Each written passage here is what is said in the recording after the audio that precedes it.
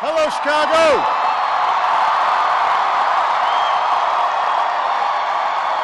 It's good to be home.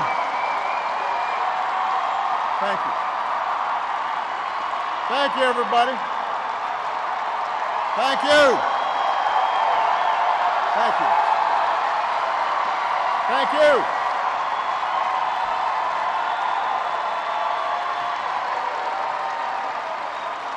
Thank you so much. Thank you. Thank you. Thank you. It's good to be home. Thank you. Thank you. Thank you.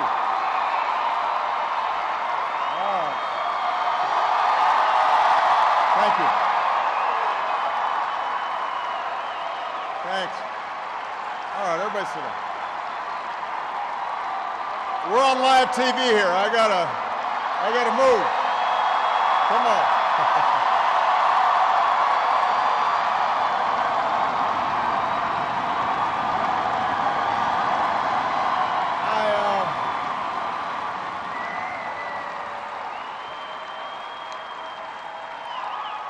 You can tell that I'm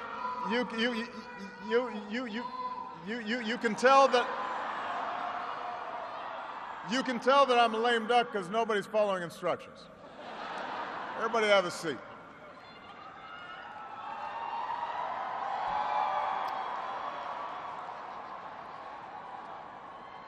My fellow Americans,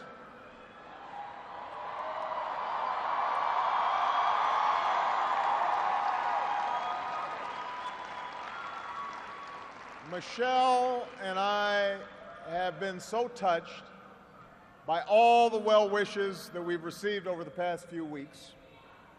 But tonight it's my turn to say thanks. Whether we have seen eye to eye or rarely agreed at all, my conversations with you, the American people, in living rooms and in schools, at farms, on factory floors, at diners, and on distant military outposts. Those conversations are what have kept me honest and kept me inspired and kept me going. And every day I have learned from you.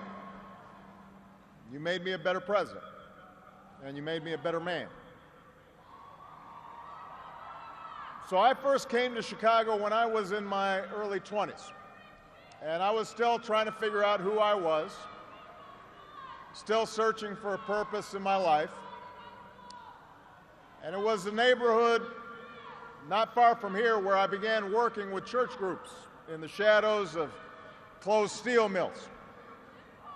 It was on these streets where I witnessed the power of faith and the quiet dignity of working people in the face of struggle and loss. I can't do that.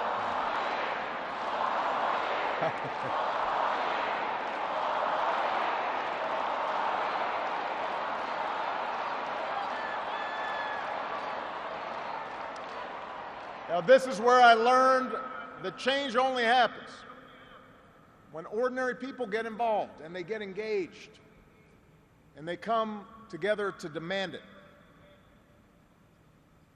After 8 years as your president, I still believe that. And it's not just my belief. It's the beating heart of our American idea, our bold experiment in self-government. It's the conviction that we are all created equal, endowed by our Creator with certain unalienable rights, among them life, liberty, and the pursuit of happiness.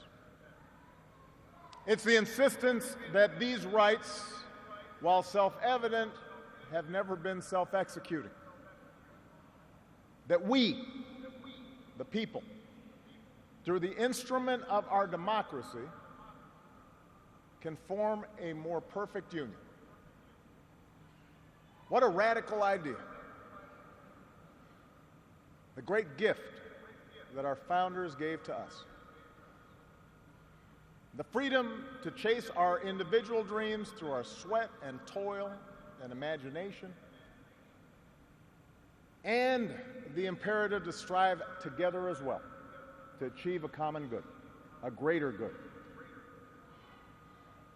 For 240 years, our nation's call to citizenship has given work and purpose to each new generation.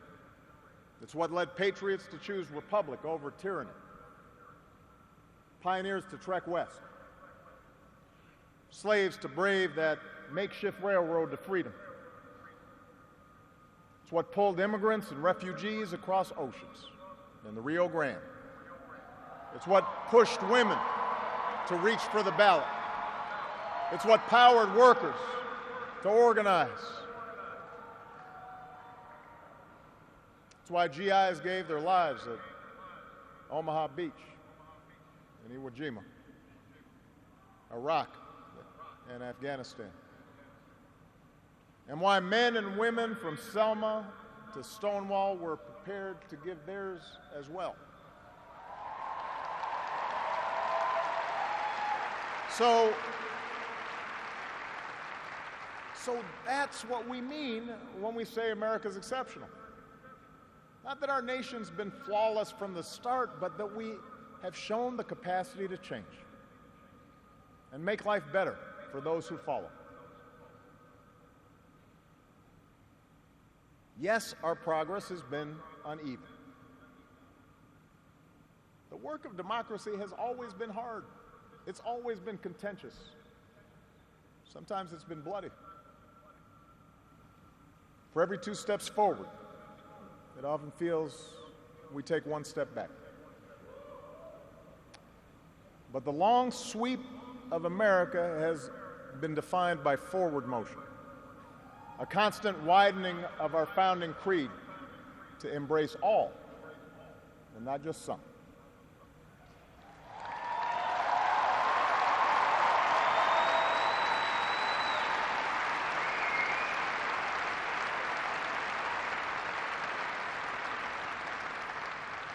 If I had told you 8 years ago that America would reverse a Great Recession, reboot our auto industry, and unleash the longest stretch of job creation in our history,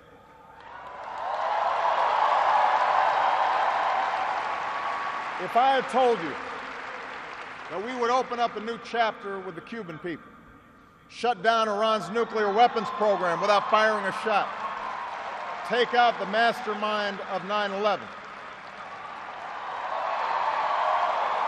If I had told you that we would win marriage equality and secure the right to health insurance for another 20 million of our fellow citizens,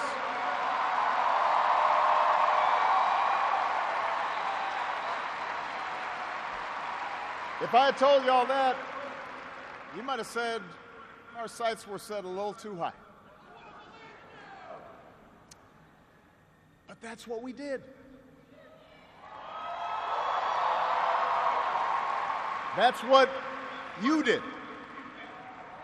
You were the change.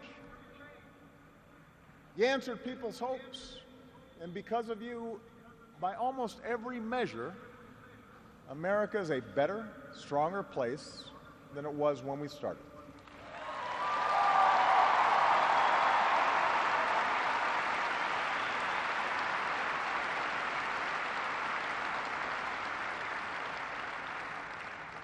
In 10 days, the world will witness a hallmark of our democracy. No. The peaceful transfer of power from one freely elected president to the next.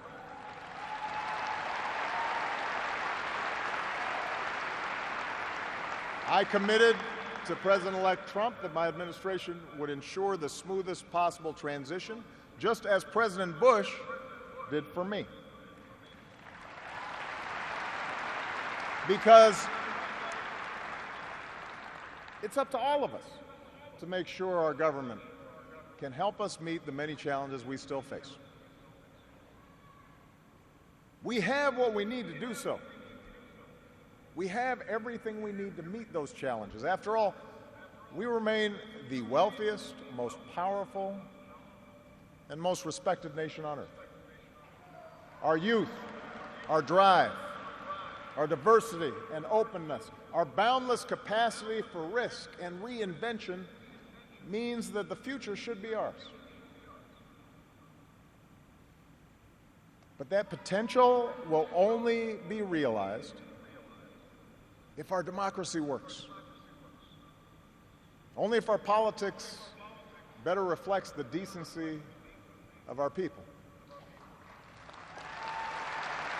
Only if all of us, regardless of party affiliation or particular interests, help restore the sense of common purpose that we so badly need right now. And that's what I want to focus on tonight, the state of our democracy. Understand, democracy does not require uniformity. Our founders argued, they quarreled, eventually they compromised. They expected us to do the same. But they knew that democracy does require a basic sense of solidarity. The idea that for all our outward differences, we're all in this together, that we rise or fall as one.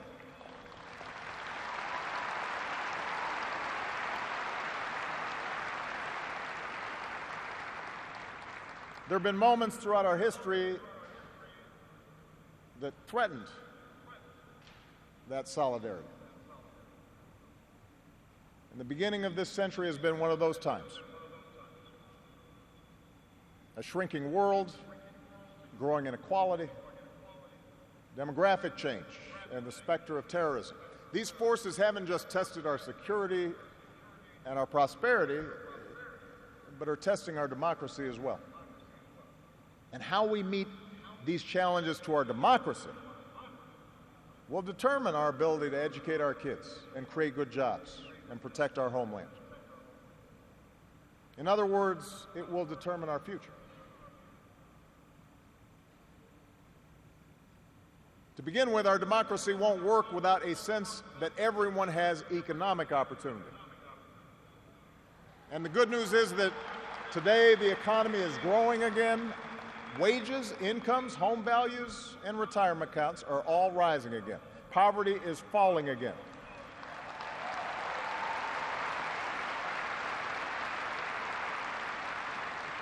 The wealthy are paying a fair share of taxes, even as the stock market shatters records. The unemployment rate is near a 10-year low. The uninsured rate has never, ever been lower.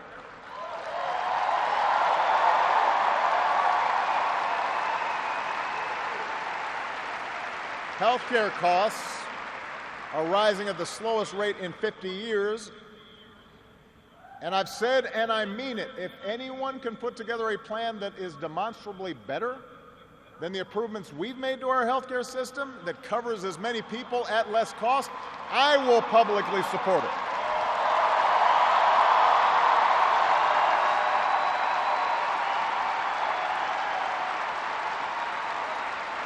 Because that, after all, is why we serve.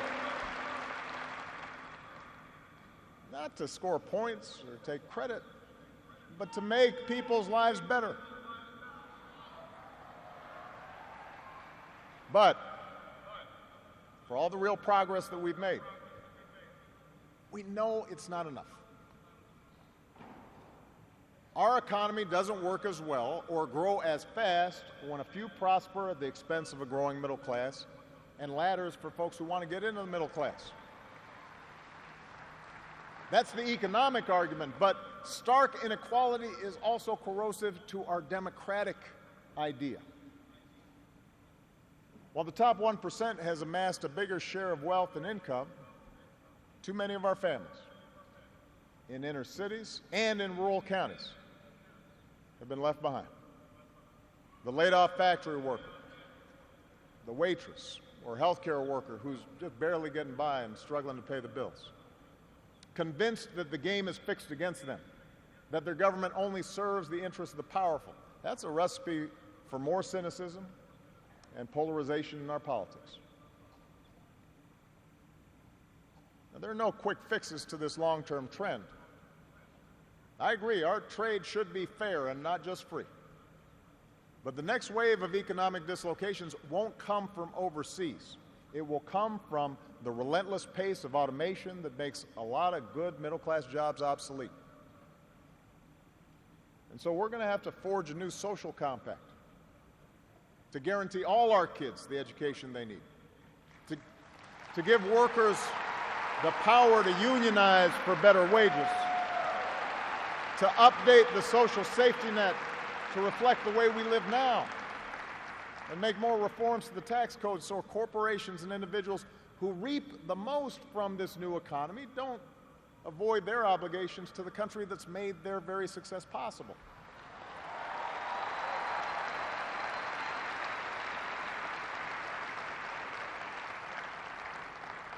We can argue about how to best achieve these goals, but we can't be complacent about the goals themselves. For if we don't create opportunity for all people, the disaffection and division that has stalled our progress will only sharpen in years to come. There's a second threat to our democracy, and this one is as old as our nation itself. After my election, there was talk of a post-racial America. And such a vision, however well intended,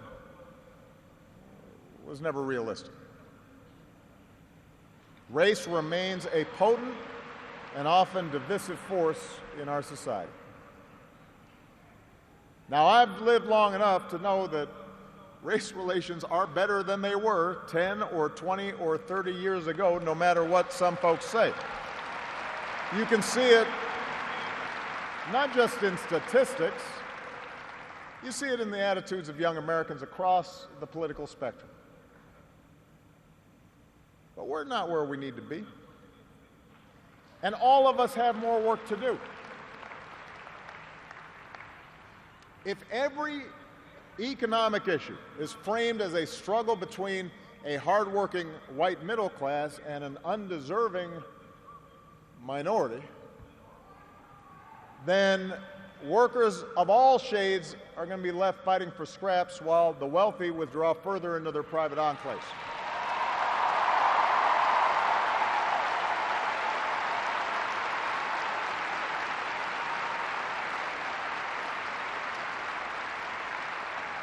If we're unwilling to invest in the children of immigrants just because they don't look like us, we will diminish the prospects of our own children, because those brown kids will represent a larger and larger share of America's workforce.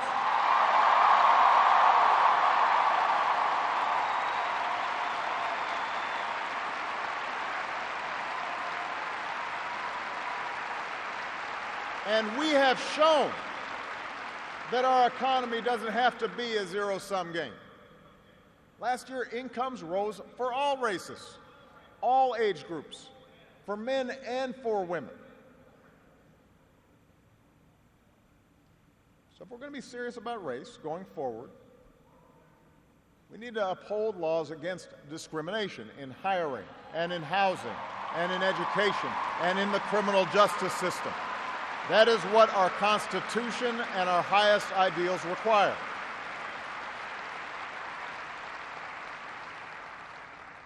But laws alone won't be enough. Hearts must change. They won't change overnight. Social attitudes oftentimes take generations to change. But if our democracy is to work the way it should in this increasingly diverse nation, then each one of us need to try to heed the advice of a great character in American fiction, Atticus Finch, who said, "You never really understand a person until you consider things from his point of view, until you climb into his skin and walk around in it. For blacks and other minority groups, that means tying our own very real struggles for justice to the challenges that a lot of people in this country face. Not only the refugee or the immigrant or the rural poor or the transgender American, but also the middle-aged white guy who, from the outside, may seem like he's got advantages, but has seen his world upended by economic and cultural and technological change. We have to pay attention and listen.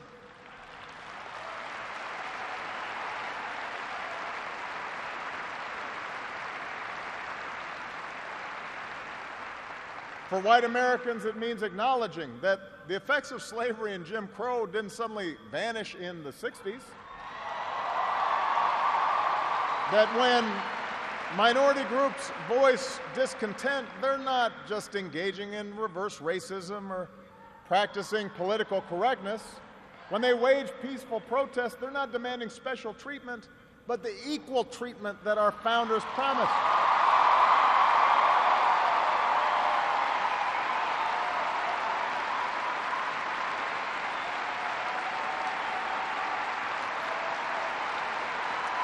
For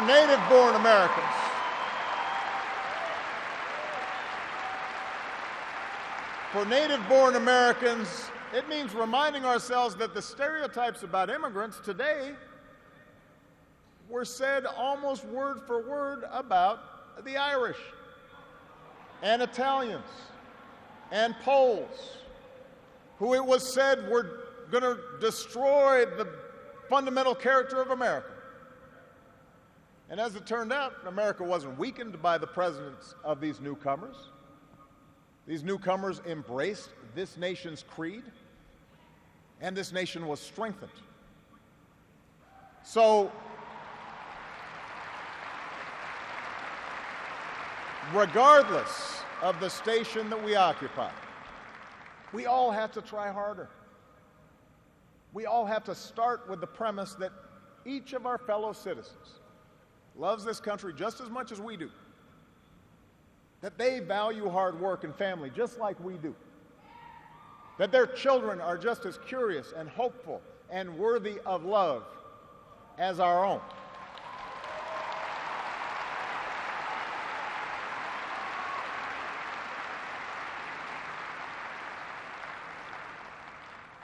And that's not easy to do.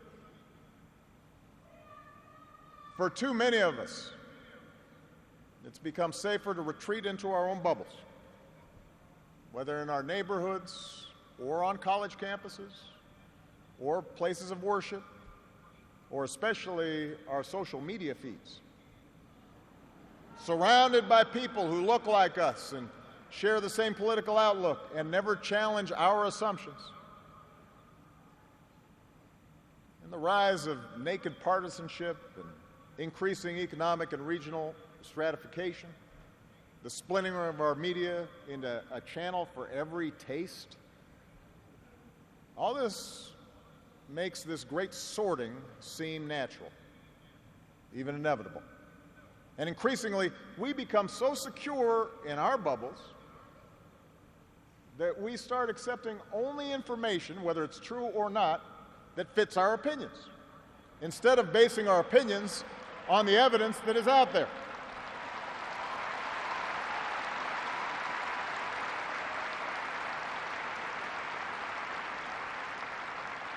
And this trend represents a third threat to our democracy.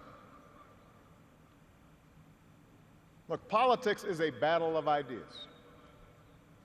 That's how our democracy was designed. In the course of a healthy debate, we prioritize different goals and the different means of reaching them. But without some common baseline of facts, without a willingness to admit new information and concede that your opponent might be making a fair point and that science and reason matter, then we're going to keep talking past each other and we'll make common ground and compromise impossible.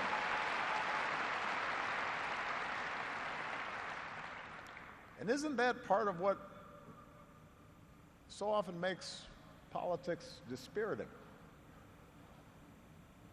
How can elected officials rage about deficits when we propose to spend money on preschool for kids, but not when we're cutting taxes for corporations? How do we excuse ethical lapses in our own party, but pounce when the other party does the same thing? It's not just dishonest, this selective sorting of the facts. It's self-defeating. Because, as my mom used to tell me, reality has a way of catching up with you.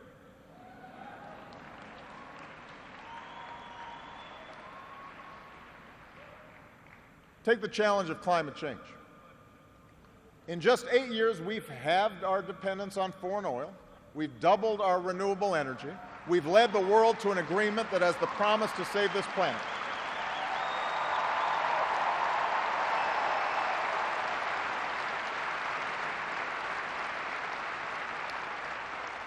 But without bolder action, our children won't have time to debate the existence of climate change.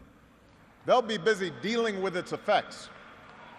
More environmental disasters, more economic disruptions, waves of climate refugees seeking sanctuary. Now, we can and should argue about the best approach to solve the problem.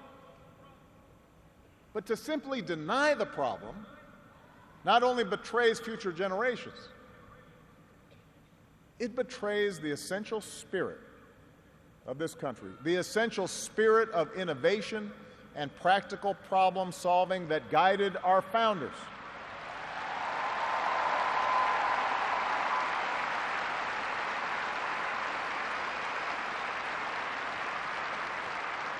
It is that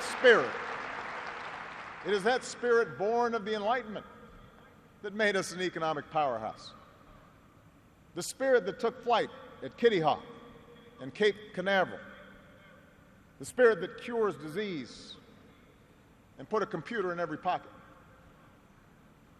It's that spirit, a faith in reason and enterprise, and the primacy of right over might that allowed us to resist the lure of fascism and tyranny during the Great Depression, that allowed us to build a post-World War II order with other democracies, an order based not just on military power or national affiliations, but built on principles, the rule of law, human rights, freedom of religion and speech and assembly, and an independent press.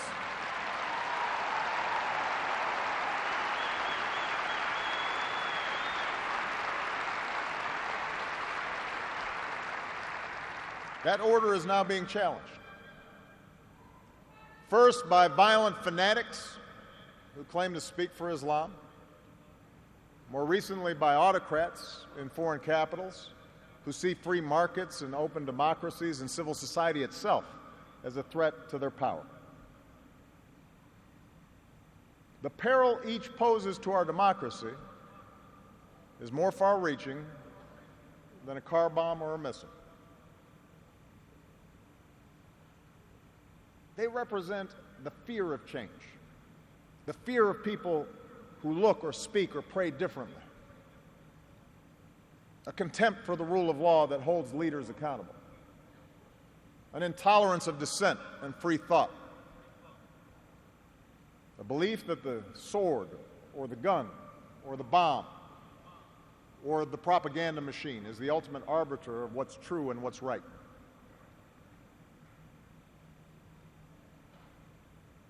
Because of the extraordinary courage of our men and women in uniform, because of our intelligence officers and law enforcement and diplomats who support our troops, no foreign terrorist organization has successfully planned and executed an attack on our homeland these past 8 years. And although Boston and Orlando and San Bernardino and Fort Hood remind us of how dangerous radicalization can be, our law enforcement agencies are more effective and vigilant than ever. We have taken out tens of thousands of terrorists, including bin Laden.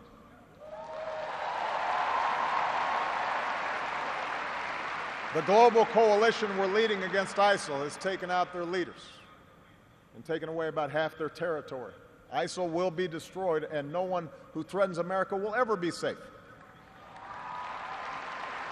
And to all who serve or have served, it has been the honor of my lifetime to be your commander-in-chief. And we all owe you a deep debt of gratitude.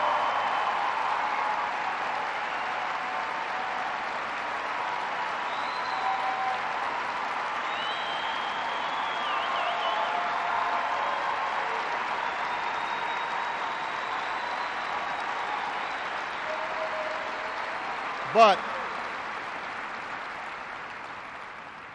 protecting our way of life, that's not just the job of our military.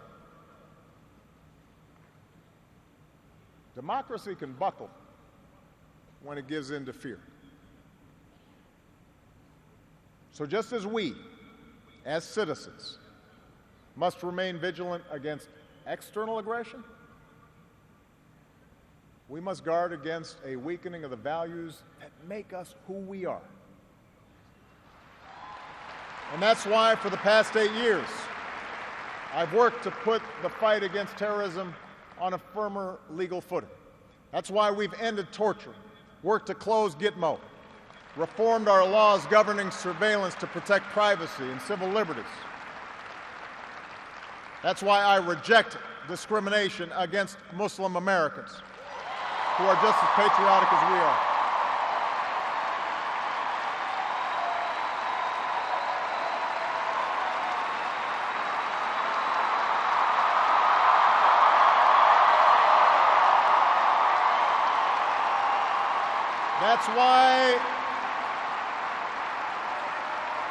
That's why we cannot withdraw. That's why we cannot withdraw from big global fights to expand democracy and human rights and women's rights and LGBT rights. No matter how imperfect our efforts, no matter how expedient ignoring such values may seem, that's part of defending America. For the fight against extremism and intolerance and sectarianism and chauvinism are of a piece with the fight against authoritarianism and nationalist aggression. If the scope of freedom and respect for the rule of law shrinks around the world, the likelihood of war within and between nations increases, and our own freedoms will eventually be threatened. So let's be vigilant but not afraid. ISIL will try to kill innocent people, but they cannot defeat America unless we betray our Constitution and our principles in the fight.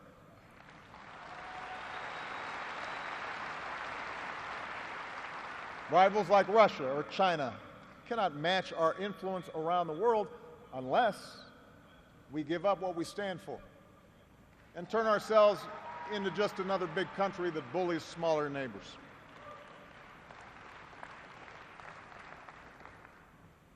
Which brings me to my final point. Our democracy is threatened whenever we take it for granted. All of us, regardless of party, should be throwing ourselves into the task of rebuilding our democratic institutions. When voting rates in America are some of the lowest among advanced democracies, we should be making it easier, not harder, to vote.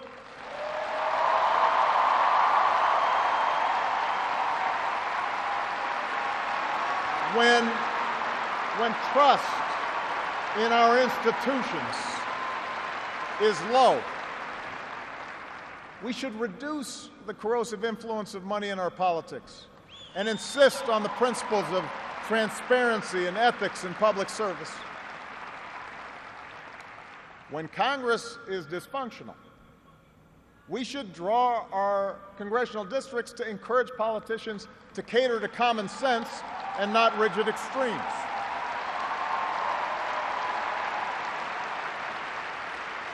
But remember, none of this happens on its own. All of this depends on our participation, on each of us accepting the responsibility of citizenship, regardless of which way the pendulum of power happens to be swinging. Our Constitution is a remarkable, beautiful gift. But it's really just a piece of parchment. It has no power on its own. We, the people, give it power. We, the people, give it meaning with our participation and with the choices that we make and the alliances that we forge, whether or not we stand up for our freedoms, whether or not we respect and enforce the rule of law. That's up to us. America's no fragile thing, but the gains of our long journey to freedom are not assured. In his own farewell address, George Washington wrote that self-government is the underpinning of our safety, prosperity, and liberty. But from different causes and from different quarters, much pains will be taken to weaken in your minds the conviction of this truth. And so we have to preserve this truth with jealous anxiety that we should reject the first dawning of every attempt to alienate any portion of our country from the rest, or to enfeeble the sacred ties that make us one.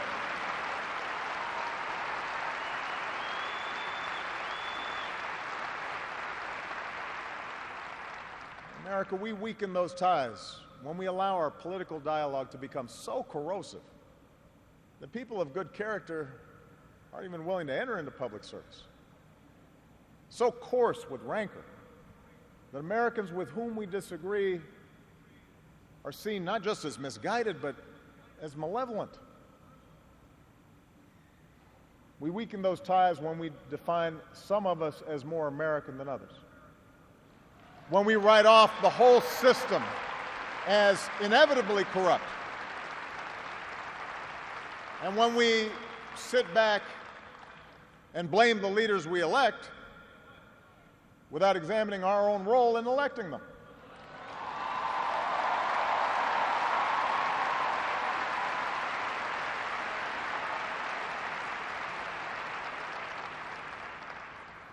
It falls to each of us to be those anxious, jealous guardians of our democracy, to embrace the joyous task we've been given, to continually try to improve this great nation of ours. Because for all our outward differences, we in fact all share the same proud title, the most important office in a democracy: citizen. Citizen.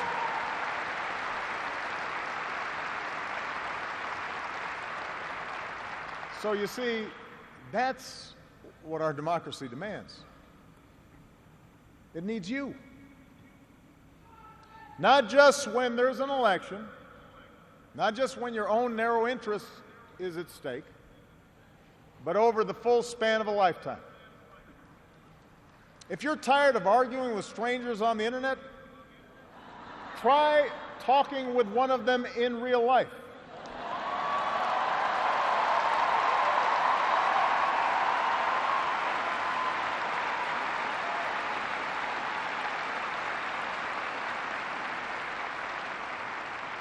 If something needs fixing, then lace up your shoes and do some organizing. If you're disappointed by your elected officials, grab a clipboard, get some signatures, and run for office yourself.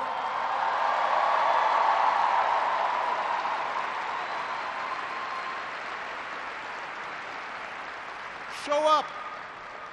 Dive in. Stay at it. Sometimes you'll win. Sometimes you'll lose. Presuming a reservoir of goodness in other people, that can be a risk. And there will be times when the process will disappoint you. But for those of us fortunate enough to have been part of this work and to see it up close, let me tell you, it can energize and inspire.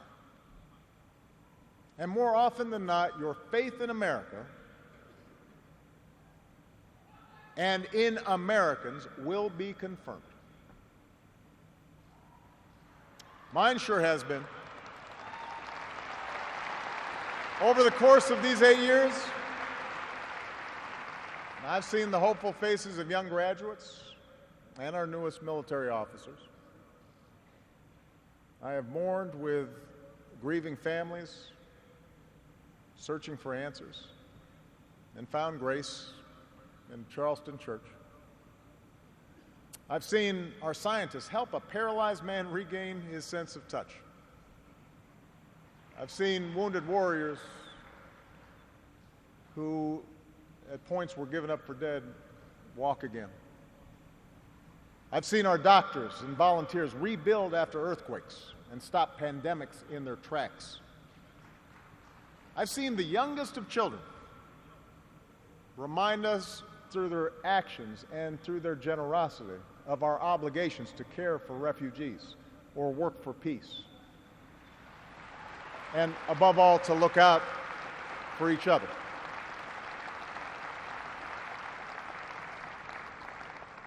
So that faith that I placed all those years ago, not far from here, in the power of ordinary Americans to bring about change, that faith has been rewarded in ways I could not have possibly imagined. And I hope your faith has too. Some of you here tonight or watching at home, you were there with us in 2004, in 2008, 2012.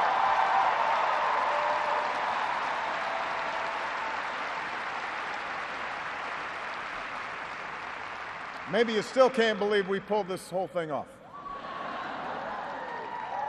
Let me tell you, you're not the only ones. Michelle,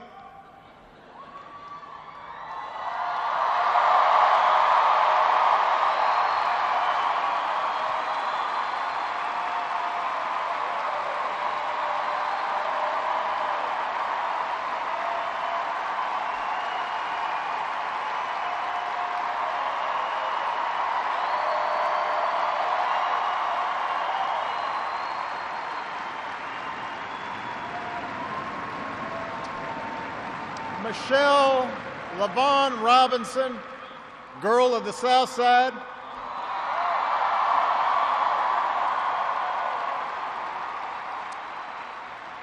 For the past 25 years, you have not only been my wife and mother of my children, you have been my best friend.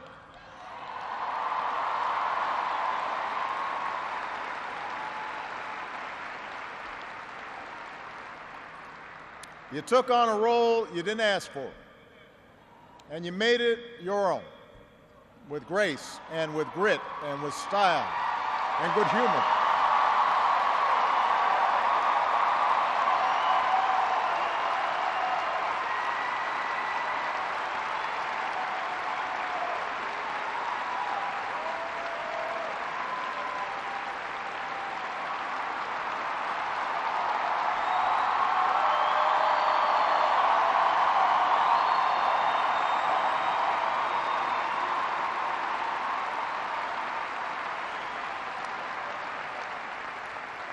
You made the White House a place that belongs to everybody.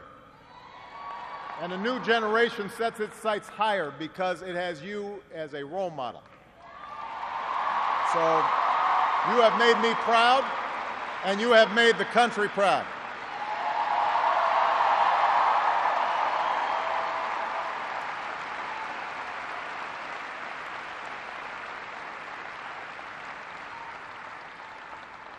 Malia, and Sasha, under the strangest of circumstances, you have become two amazing young women. You are smart and you are beautiful, but more importantly, you are kind and you are thoughtful and you are full of passion. And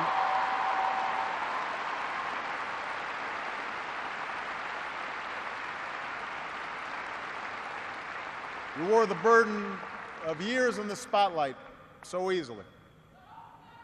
Of all that I have done in my life, I am most proud to be your dad.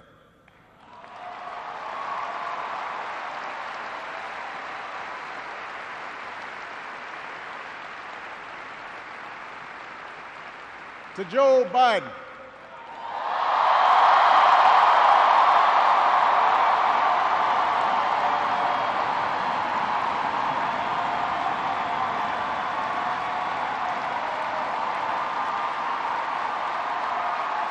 the scrappy kid from Scranton who became Delaware's favorite son.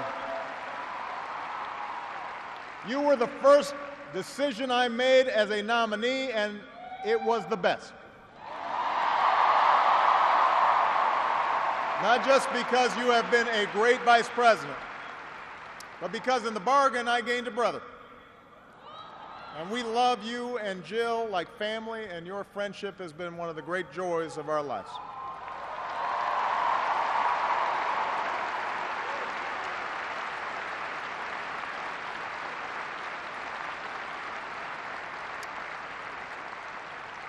To my remarkable staff,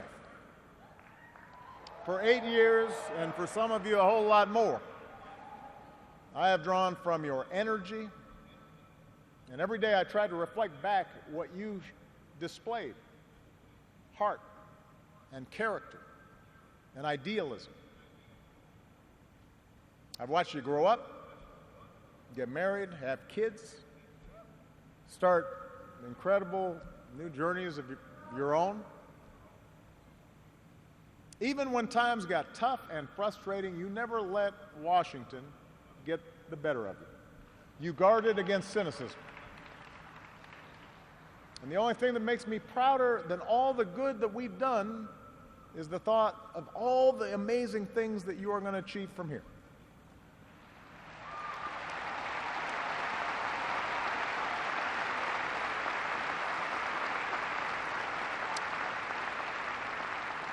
And to all of you out there, every organizer who moved to an unfamiliar town, every kind family who welcomed them in, every volunteer who knocked on doors, every young person who cast a ballot for the first time, every American who lived and breathed the hard work of change, you are the best supporters and organizers anybody could ever hope for, and I will be forever grateful. Because you did change the world. You did. And that's why I leave this stage tonight even more optimistic about this country than when we started. Because I know our work has not only helped so many Americans, it has inspired so many Americans, especially so many young people out there, to believe that you can make a difference, to hitch your wagon to something bigger than yourselves. Let me tell you, this generation coming up, unselfish, altruistic, creative, patriotic, I've seen you in every corner of the country. You believe in a fair and just and inclusive America. You know that constant change has been America's hallmark, that it's not something to fear, but something to embrace. You are willing to carry this hard work of democracy forward. You'll soon outnumber all of us, and I believe as a result, the future is in good hands.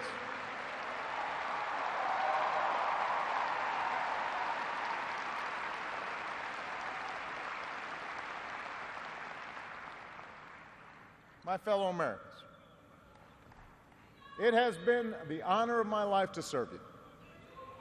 I won't stop. In fact, I will be right there with you as a citizen for all my remaining days. But for now, whether you are young or whether you're young at heart, I do have one final ask of you as your president. The same thing I asked when you took a chance on me 8 years ago. I am asking you to believe, not in my ability to bring about change, but in yours. I am asking you to hold fast to that faith written into our founding documents, that idea whispered by slaves and abolitionists, that spirit sung by immigrants and homesteaders and those who marched for justice, that creed reaffirmed by those who planted flags from foreign battlefields to the surface of the moon, a creed at the core of every American whose story is not yet written. Yes, we can. Yes, we did. Yes, we can. Thank you. God bless you. May God continue to bless the United States of America. Thank you.